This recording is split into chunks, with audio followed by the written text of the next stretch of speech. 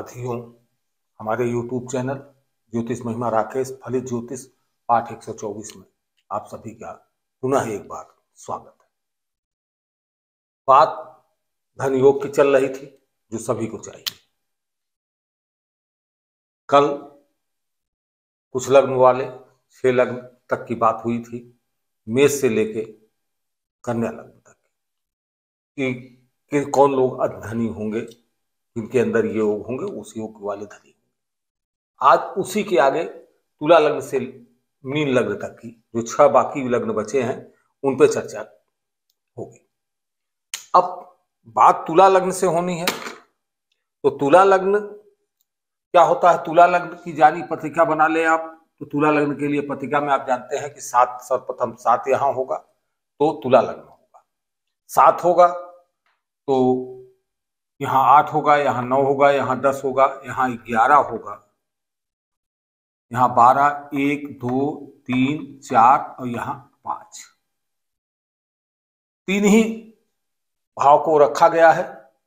कल भी आपको मैंने बताया था कि 3 भाव के लग्न का भाव स्वयं होते हैं। स्वयं जो है धन की आवश्यकता किसे है, स्वयं को है। स्वयं 5वां भाव विवेक का, बिना विवेक के धन को प्राप्त किया जाना या उसे संभालना जो है संभव नहीं है, तो विवेक की बात होती है। एकादश भाव आय का भाव होता है कि विवेकवान हो व्यक्ति होगा तो आय को प्राप्त कैसे करेगा। इन्हीं 3 भावों को लेके धन योग की बात होती है। अब तुला लग्न में है तो कल आप जाने थे कि बहुत सी चीजें आई थी कि ये एक शर्त, तो सभी में शर्तें होती हैं कुछ न कुछ। उन शर्तों में क्या था? शर्त में था कि यहां के 5वें भाव का स्वामी और एकादश का भाव का स्वामी वहीं बैठा हो।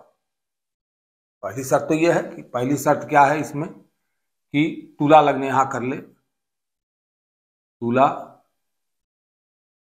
लग्न, तुला लग्न को क्या 7 से संबोधित करते हैं? तुला लग्न 5वें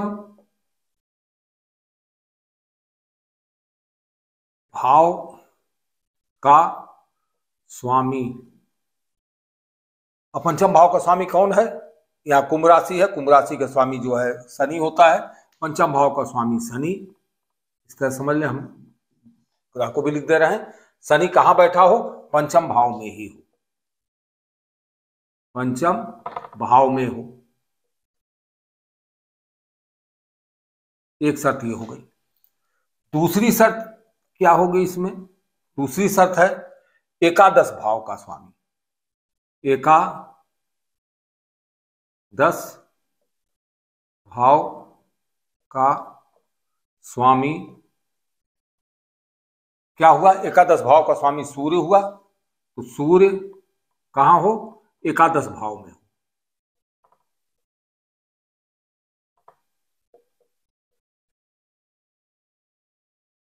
अब 2 शर्तें हुई कि 5वें भाव का स्वामी शनि 5वें भाव में हो, तो यहां पे आप शनि लिख दीजिए। यहां हो गई शनि, हो गया। एकादश भाव का स्वामी सूर्य एकादश भाव में हो, तो यहां पे क्या हो जाएगा? यहां पे सूर्य हो जाएगा, ये सूर्य हो गया। अब शर्त एक चीज ये है कि पूर्व में आपने देखा था कि लग्न की बात हुई थी कि यहां जब चंद्रमा था, पूर्व के किसी लग्न में देखा गया था तो यहां चंद्रमा था, चंद्रमा के साथ सूर्य था, तो यहां उसी का उल्टा हो रहा। वहां पे 5 यहां था और 11 यहां था। तो मेष लग्न में ये बात आई थी, तो 5 और 11 की बात हुई तो ये यहां था, तो यहां पे भी चंद्रमा, एक शर्त और है कि चंद्रमा भी साथ में हो, सूर्य के साथ चंद्रमा भी हो, तो ये जो है योग बनता है। तीसरी शर्त है कि एकादश भाव के स्वामी के साथ चंद्रमा भी हो। एकादश भाव के स्वामी के साथ चंद्रमा हो। अब 3 शर्तों की बात थी, तीनों शर्त ये है, तो चंद्रमा भी हमने यहां रख दिया पहले से, चंद्रमा भी हो। तो अब पंचम भाव का स्वामी पंचम में, एकादश भाव का स्वामी एकादश में, एकादश भाव के स्वामी चंद्रमा, तुला लग्न। क्या हो गया? अति धनवान योग बन गया। बात पूर्व में भी समझा चुके हैं कि चूंकि यहाँ का स्वामी विवेक का स्वामी विवेक भाव में होगा तो विवेकवान बनाएगा, उसकी दृष्टि कहाँ होगी? आय पे होगी, तो विवेक से धन को कमाने की प्रवृत्ति बढ़ेगी। और यहाँ का स्वामी आय भाव का स्वामी आय भाव में होगा तो आय में वृद्धि कराने वाला होगा, और उसकी दृष्टि कहाँ होगी? विवेक पे होगी, तो विवेक जो है आय के लिए विवेक होगा। और चंद्रमा मन का कारक चंद्रमा भी यहाँ आ गया, तो मन का कारक चंद्रमा यहाँ आ जाने से क्या होगा कि चंद्रमा जो है की दृष्टि यहाँ पड़ेगी, तो मन भी जो है धन प्राप्ति के लिए बेचैन होगा और धन प्राप्त कराएगा। अब इसके अगली राशि लग्न क्या होगा? वृश्चिक लग्न।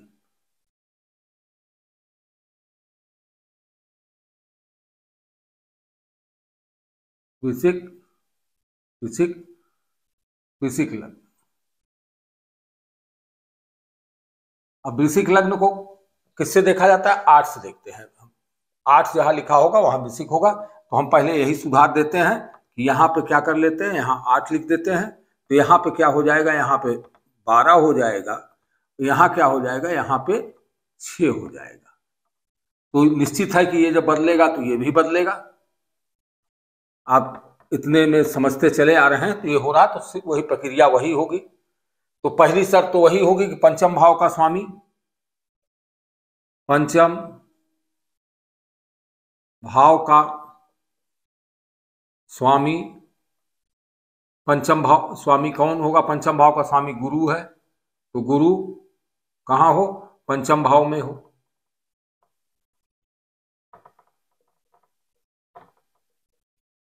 पहली शर्त।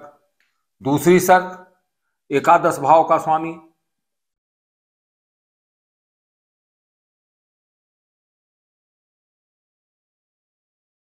स्वामी कहां हो? एकादश भाव का स्वामी कौन है? बुध है, बुध एकादश भाव में हो।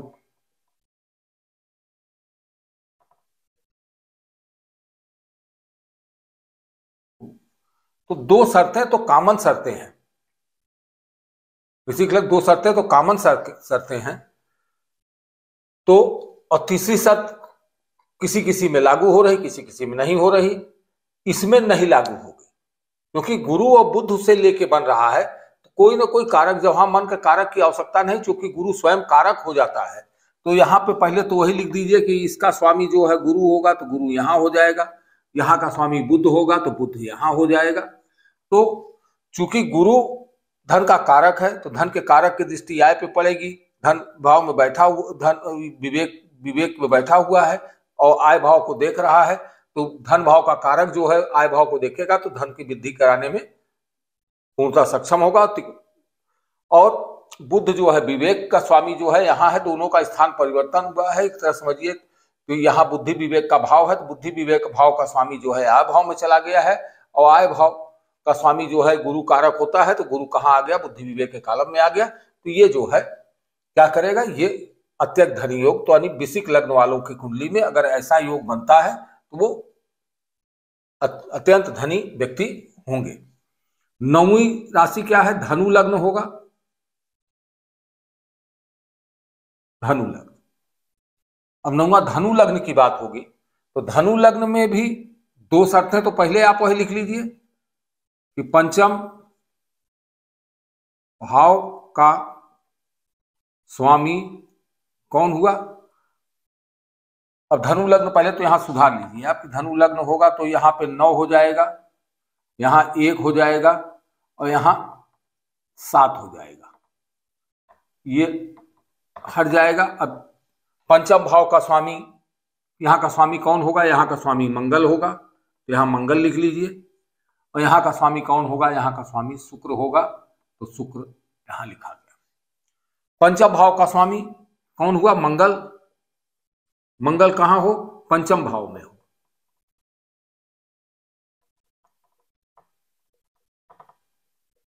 पंचम भाव में हो। दूसरी शर्त क्या हो रही है?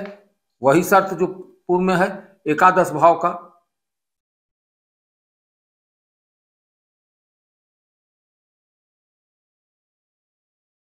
स्वामी कौन है? शुक्र। कहां हो? एकादश भाव में हो।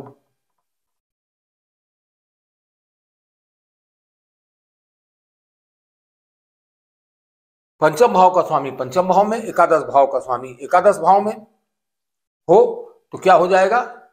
ये अत्यंत धन कारक योग हो जाएगा। इसमें भी कोई अन्य नहीं लगेगा। मंगल, विवेक का स्वामी मंगल यहां बनता है, तो विवेक का स्वामी मंगल बनता है। विवेक बहुत ही अधीर, बहुत ज्यादा ऊर्जावान होगा। बहुत ज्यादा मंगल चुकी है तो मंगल ऊर्जावान है और अधीरता देता है, बहुत जल्दीबाजी कराता है, तो ये विवेक जो है बहुत ज्यादा हो जाएगा। और शुक्र जो है कामनाओं के स्वामी है। कामनाओं के स्वामी आय भाव में गए, आय भाव में बैठे हैं, स्वासिक बैठे हैं, उनकी दृष्टि पंचम भाव पे है। पंचम भाव के स्वामी की दृष्टि वहां पड़ रही है, तो दोनों एक दूसरे को देख रहे हैं, तो ये भी अत्यंत धनी योग कारक हो जाएगा।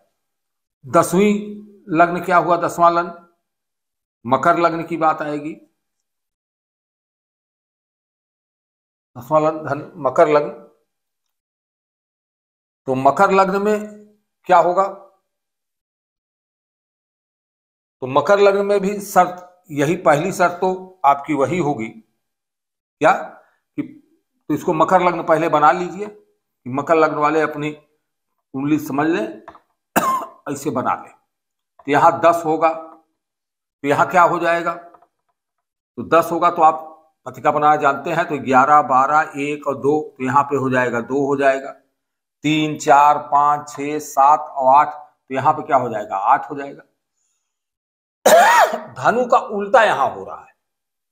वहां मंगल यहां था, शुक्र यहां था, यहां पे क्या हो रहा है? मकर लग्न में शुक्र यहां हो जा रहा है और मंगल यहां हो जा रहा है। तो शर्त वही, तो यहां पे आप क्या कर लीजिए? यहां पहले लिख लीजिए, शुक्र लिख लीजिए। यहां पे क्या हो जाएगा? यहां पे मंगल हो जाएगा, स्थित वही होगी, अत्यंत धनकारी। यहां पे भी आप वही रहेगा, पंचम भाव का स्वामी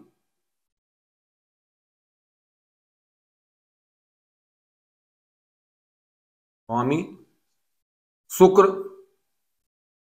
पंचम भाव में हो।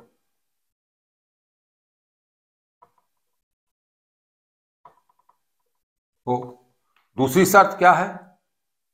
एकादश भाव का स्वामी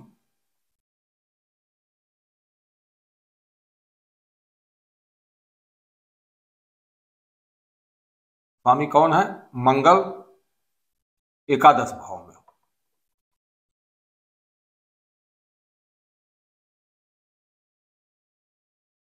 तो ये आपने समझा।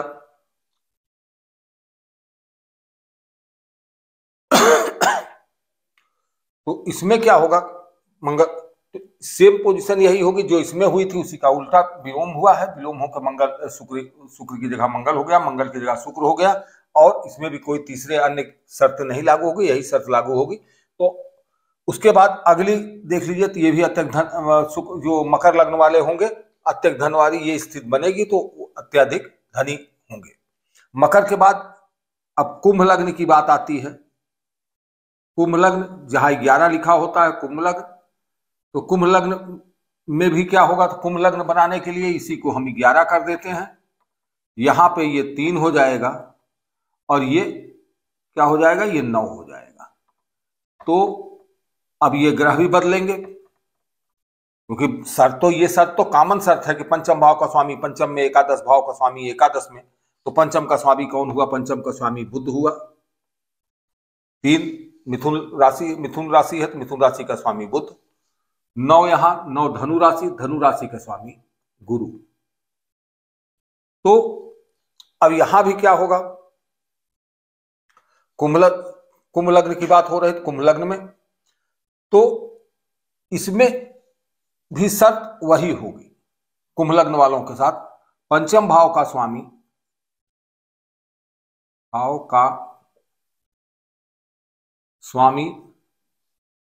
कौन है? पंचम भाव का स्वामी बुध।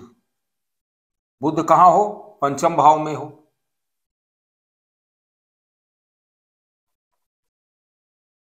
तो एक शर्त। दूसरी शर्त इसकी क्या हुई? एकादश भाव का स्वामी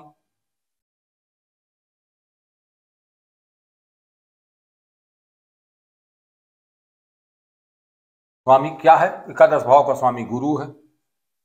गुरु एकादश भाव में हो।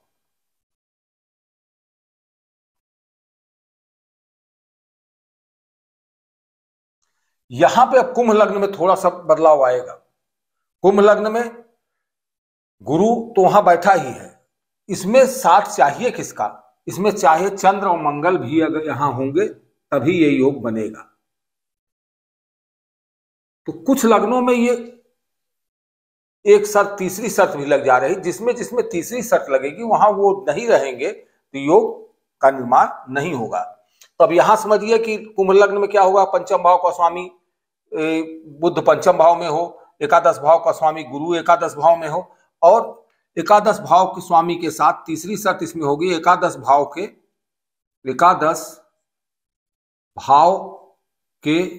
स्वामी के साथ चंद्र मंगल हो।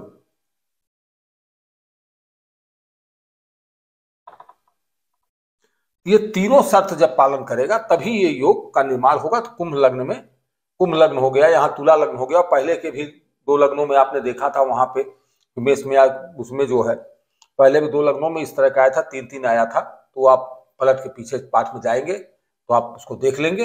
अब एक लग्न और बचा, 12वां लग्न। 12वां लग्न कौन सा होता है? अंतिम लग्न ये होता है मीन लग्न। तो अब मीन लग्न की बात आती है, तो मीन लग्न में क्या है? उसको बनाने के लिए, पत्रिका बनाने के लिए क्या करेंगे?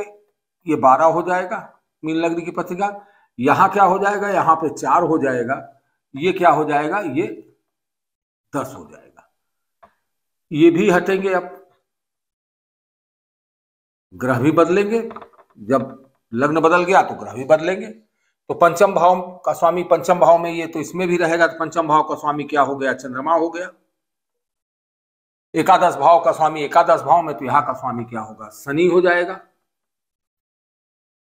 तो ये बात तो कॉमन है, कॉमन चीज आप जाना है, उसको यहीं पे कॉमन हम पहले लिख देते हैं कि पंचम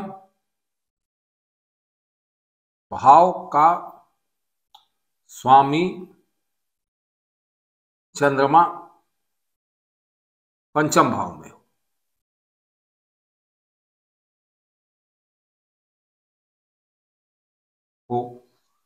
दूसरी शर्त जो सब में है, एकादश भाव का स्वामी शनि एकादश भाव में हो।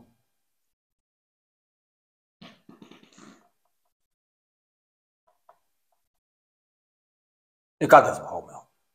अब ये मीन लग्न में, तो इसमें भी कोई तीसरी शर्त नहीं लगेगी। ये 2 ही शर्त रहेगी कि पंचम भाव का स्वामी चंद्रमा पंचम भाव में हो, एकादश भाव का स्वामी एकादश भाव में हो, और मीन लग्न हो। तो मीन लग्न हो तो हो जाएगा, मीन लग्न में ये योग बनेगा। तो अब आपने जाना क्या कि धन योग की बात जानी। बहुत सरल ढंग से हमने आपको समझाया, अब लगभग सभी को ये समझ में आ गया होगा कि 2 चीजें केवल इसमें खास हैं कि पंचम भाव का स्वामी पंचम भाव में हो, एकादश भाव का स्वामी एकादश भाव में हो। लग्न जो हो वो बना ही लेंगे, पत्रिका बना लेंगे और उससे आप देख लेंगे। कुछ जगहों पे जो है तो उन्हें आपको याद रखना होगा कि कौन कौन से लग्नों में ये परिवर्तन आ रहा है। जैसे इन 6 भागों में आपने देखा कि एक परिवर्तन तो इसमें आ रहा है, तीसरी इसमें तुला लग्न में आ रहा है, किसके साथ? मतलब एकादश भाव के स्वामी के साथ चंद्रमा होना चाहिए। बाकी आप कहीं भी देख लीजिए कि इसमें नहीं आ रहा है। और 2 लग्नों में उधर आता है आपके, जहां पे जो है कि ये जो है स्वामी जो है ये 3 मतलब तीसरी शर्त लागू होती है। तो 3 लग्नों को आप यदि याद कर लेंगे तो बाकी सारे लग्न आपको स्वतः याद रहेंगे कि सारे लग्नों में क्या है कि केवल पंचम भाव का स्वामी पंचम में होना चाहिए, एकादश भाव का स्वामी एकादश भाव में होना चाहिए, और ये दोनों हो तो अत्यंत धनी योग बनेगा। तो ऐसी कुंडलियां आप आसानी से देख लेंगे। आज आपने धनी योग के बारे में जाना। अब इसके बाद अगले जो हमारा वीडियो तैयार होगा जिसमें आपसे फिर हमारा आपसे जो है संपर्क होगा, उस संपर्क में हम कुछ नई चीज लेके फिर और आपके सामने आएंगे। और बहुत बृहद विषय है, आप देखते चलिए। अभी क्योंकि योग मैंने शुरू कर दिया था, तो योग मैं छोड़ के फिर दूसरी चीज पे चला जाऊं तो अच्छा नहीं लगेगा कि एक चीज पूरी हो जाए। तो योग में जो साधारण योग है, योग तो बहुत कठिन कठिन योग, कुल 4000 योग है और 4000 योग की चर्चा होगी। तो भविष्य में पहले आपको समझाने की प्रक्रिया में जहां तक हम प्रयास कर रहे हैं कि ये है, फिर इसके बाद प्रत्येक लग्न वाइज जो है एक एक ग्रहों की स्थिति है कि जैसे सूर्य ग्रह होगा तो सूर्य ग्रह जो है द्वितीय भाव में क्या स्थिति होगी, तृतीय में क्या होगी, चतुर्थ में होगी, तो प्रत्येक लग्न का ये भी जो है हम आपको बताएंगे, सारे उसको बताएंगे, तो कि जिससे आप फल कथन आसानी से समझते चले। तो इसे समझिए आप, और आगे फिर आपसे मुलाकात होगी। आज इतने के बाद ही आपसे सभी को प्रणाम, सभी के लिए धन्यवाद।